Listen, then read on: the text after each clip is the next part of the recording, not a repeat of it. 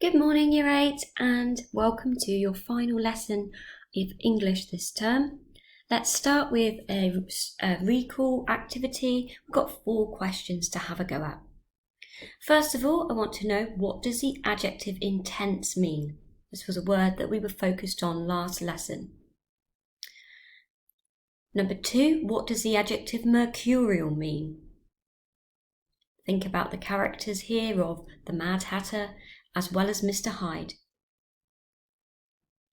Number 3, why could Hyde be described as a mercurial character? And number 4, can you recall one fact about life in the 19th century? Pause the video and have a go at those questions now, please.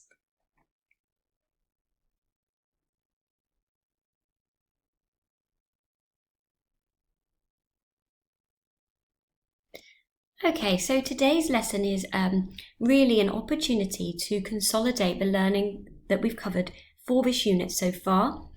It doesn't finish on this lesson. We actually will continue looking at our characters that are rather eccentric and unusual in 19th century literature, and we'll carry on looking at that after half term. So for today, I would like you to have a look at the knowledge organiser. Spend some time self-quizzing and recapping some of the things that perhaps you're not yet that confident with. So we have covered so far all of the vocab in the box up to the word intrigue. We have covered all of the texts here up to Sherlock Holmes. And we would have covered the context in the top box here as well.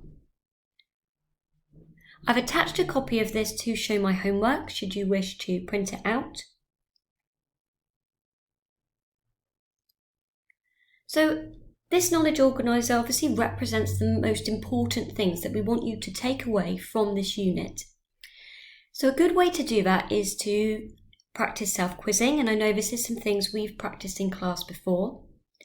Simply, this means taking the information in that knowledge organiser, converting it into a set of questions, and then testing yourself. So let's have a look at an example here. If I zoom in on some vocab from the knowledge organiser, I've got 2 words here, duality and mercurial. What I would want to do for self-quizzing then is convert that knowledge into a question, and if I ask that question, I should be able to find the answer back in my knowledge organiser. So I could ask, which word means a state of being in 2 parts? The answer would lead me to the word duality. Or I could phrase it instead of, what does duality mean? In which case I would need to get the answer, the state or quality of being in 2 parts. Let's have another look. So I could do the same for a character in the text. I could take a character such as Hyde, and I could ask, which character did Stevenson use to expose the duality he believed existed in mankind? And I could see that taking my question from the information here, and that will take me to the answer, Mr. Hyde. Why don't you have a go at pausing the video here and writing another self-quiz question that will lead us to some more information in this box. You want to use the sentence, the question stems, who, what, when, where and why.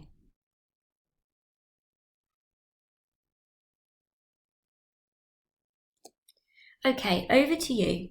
So you may wish to colour code this knowledge organiser. You may wish to copy out some of the important information onto another sheet for yourself. I would like you to create a set of quiz questions. Try and aim for about 10. And if there's somebody that you could test yourself with, if you've got someone at home perhaps who doesn't mind asking you the questions and you answering them, that can be a good strategy too. Alternatively, you want to leave it a few days before trying to answer those questions. Pause the video and create your 10 quiz questions now. Okay, so if you did answer them straight away, you would notice that you found them relatively easy. That's because you've only just written them, so it's going to be fresh in your mind. So the key thing is really to leave a couple of days and then try to test yourself again and see how much you can recall. That's a really good way to identify the bits you still need to practice. Okay. So there are two other parts to this lesson, just to finish up this half term. So the next one is just to spend a little bit more time on the writing you did yesterday. So if you haven't finished that beautifully descriptive piece around the Mad Hatter and the Tea Party, if you didn't have time to work on that in full yesterday and then email it to your teacher, can you spend some time doing that now? Okay, you could spend a good part of the rest of this lesson really honing that descriptive piece, making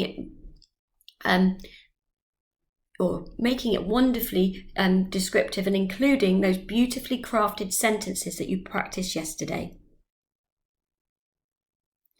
And finally then, if you have completed that already, you've sent it off to your teacher like a star, I would like you to spend the rest of this lesson doing some reading. Okay, I'm going to recommend some books now linked to this topic. So you might choose to read a book from home. Perhaps you've already got one on the go at the moment and you want to spend that a good 20-30 minutes just enjoying your book. If you don't have one, you might want to follow some of the links that I've sent on Show My Homework, and they'll take you to either a PDF of the book, particularly for the older books like Alice in Wonderland, for example. You can find them freely available online, which is wonderful. But also I've linked to some audiobooks too. So you might want to listen to a book on YouTube and pop your headphones in and enjoy having somebody read a story to you. Once you've done that, guys, I hope you have a lovely Easter break, and we look forward to seeing you all back in college at the end of the holidays.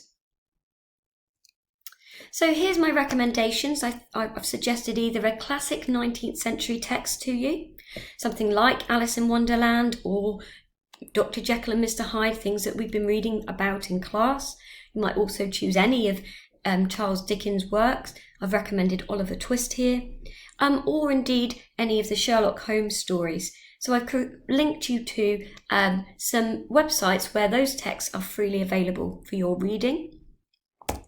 And finally, I tried to find a few texts that were a modern text but set in the 19th century. So if you want something a little bit different, we've got Terry Pratchett's wonderful retelling of Oliver Twist, where he focuses on the character of the Dodger.